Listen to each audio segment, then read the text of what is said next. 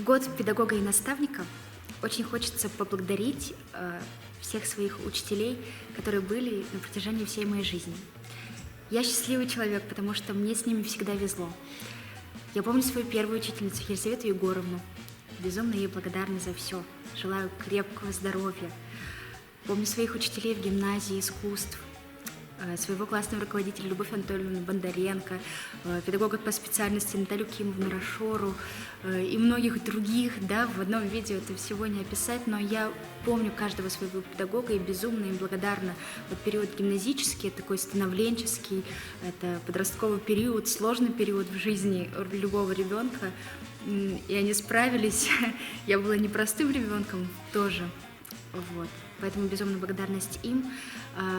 Благодарность педагогам Пожегодской средней общеобразовательной школы, в которой я проучилась вот начальные классы и 10-11 класс, и смогла сдать успешные экзамены и поступить в хороший вуз. Педагогов, которые встретились мне в театральном институте имени Бориса Щукина, я готова благодарить бесконечно, потому что они дали мне профессию.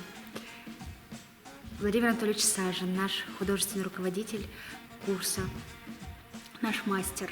Он был и есть не только педагог, но и действительно наставник, потому что даже спустя 6 лет окончания института я чувствую до сих пор его поддержку, всегда знаю, что могу обратиться за помощью, и это безумно ценно, и я бесконечно благодарна ему и всем своим педагогам театрального института имени Бориса Щукина.